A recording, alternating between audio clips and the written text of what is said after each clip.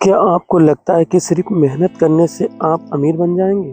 अगर हाँ, तो आप दोस्तों बिल्कुल गलत हैं। अगर आप भी चाहते हैं कि पैसा आपके लिए काम करे, तो ये वीडियो दोस्तों आपके लिए है। इस वीडियो को आप अंत तक ज़रूर देखें। हो सकता है इस वीडियो के बाद आपकी लाइफ में बहुत से बदलाव हों।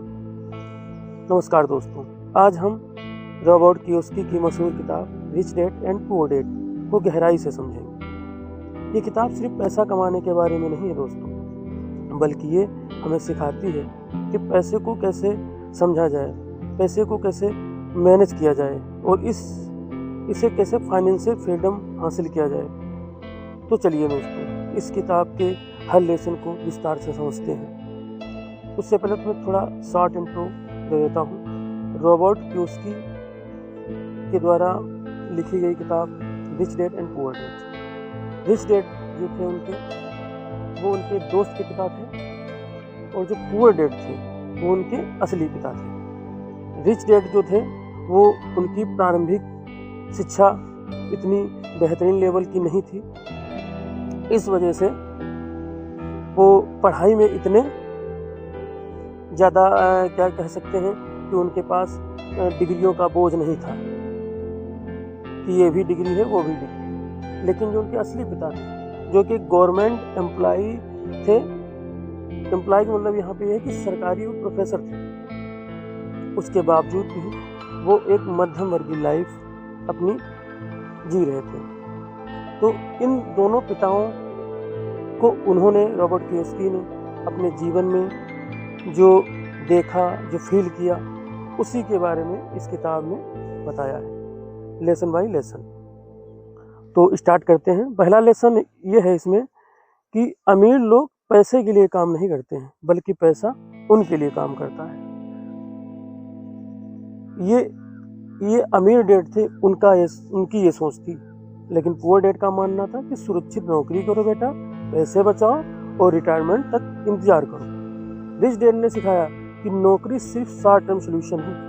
असली सफलता तब मिलती है जब आप पैसों को अपने लिए काम करने दें। ये लेसन हमें सिखाता है कि हमें पैसिव इनकम सोर्सेज बनाने चाहिए। जैसे रियल एस्टेट में इन्वेस्ट करें, आप स्टॉक्स खरीदें, बिजनेस करें जो हमारे लिए पैसा कमाएं। अगर आप कहीं कोई ज़मीन खरीद के डाल देते हैं, फार्मिंग लैंडिंग खरीद के डाल देते हैं, तो उससे कुछ ना कुछ आपकी मंथली इनकम जनरेट होगी, वो आपकी पैसिव इनकम हो गई। आपने किराया वसूल कर लिया किसी बिल्डिंग से, अगर वो आपकी है तो वो आपकी पैसिव इनकम हो गई। तो वो इस पे बात करते हैं कि पैसिव इनकम से आप अपने खर्चे चलाइए, जो आपकी मेन है उसको आप सेविंग में करिएगा। लेसन नंबर 2 की बात करते हैं। दूसरा लेसन ये सिखाता है फाइनेंशियल एजुकेशन सबसे ज़रूरी है। स्कूल हमें जॉब के लिए तैयार करते हैं, लेकिन फाइनेंशियल फ्रीडम के लिए नहीं। रॉबर्ट कहते हैं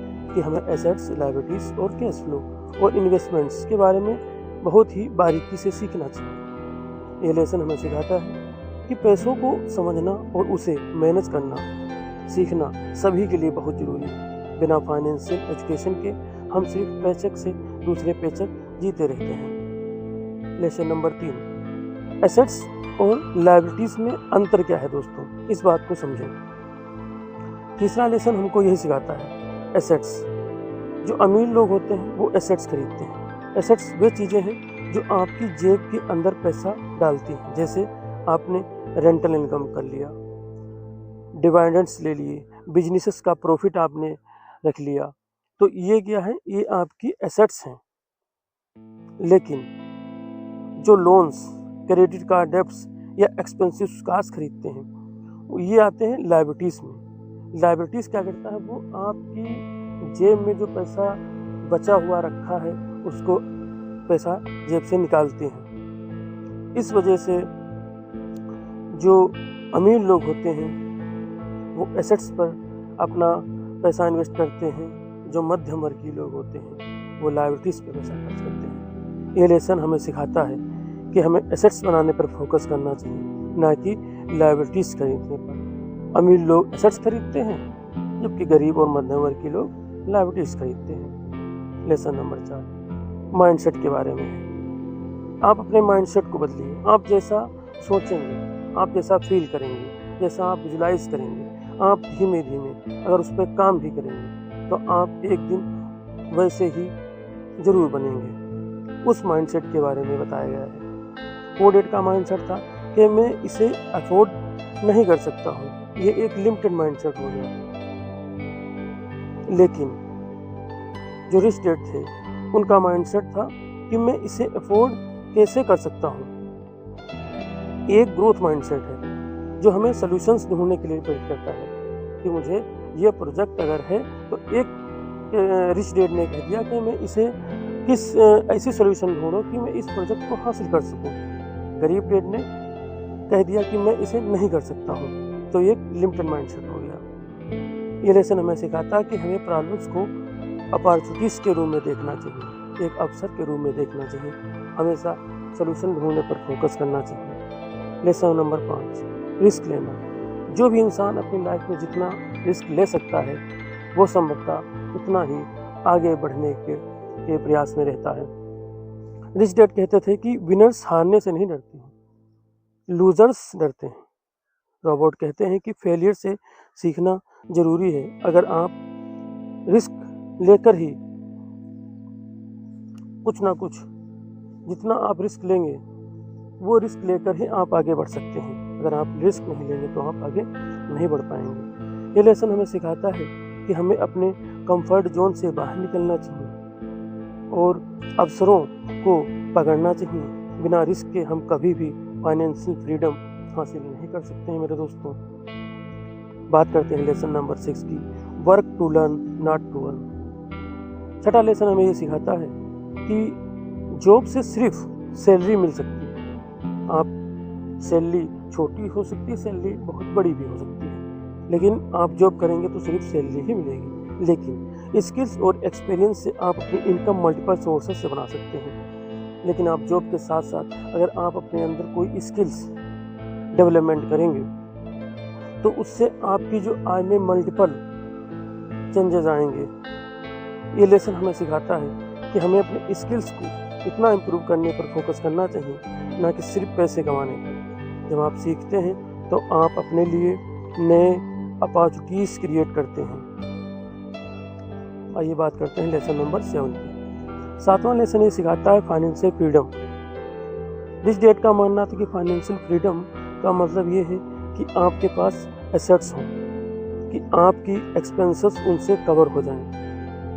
आपके पास इतने एसेट्स हों कि आपके जो मेन खर्चे हैं वो आपके एसेट से हो जाएं, और जो आपकी मूल इनकम है जो आपकी, वो उसे आप सेविंग में इन्वेस्ट कर सकें। ये लेसन हमें सिखाता है कि हमें फाइनेंशियल गोल्स को सेट करना चाहिए, उन्हें अचीव करने के लिए प्लान बनाना चाहिए। फाइनेंशियल फ्रीडम का मतलब ये नहीं होता मेरे दोस्तों कि आप उसके प्रति ईमानदार न रहें।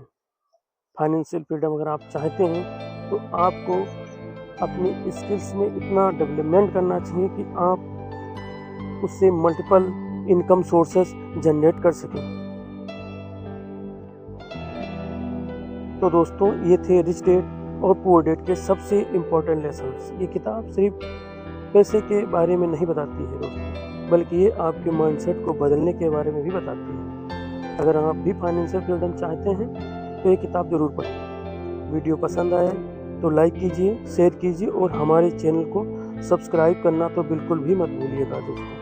मिलते हैं अगले वीडियो में, तब तक के लिए बाय बाय। हाँ, एक बात हो, अगर आप इस बुक्स को खरीदना चाहते हैं तो मैं इसका लिंक डिस्क्रिप्शन में शो दे दूंगा, जिससे आप इसको बाय कर सकते हैं, पढ़ सकते हैं।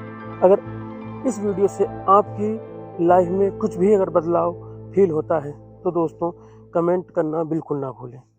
नमस्कार दोस्तों।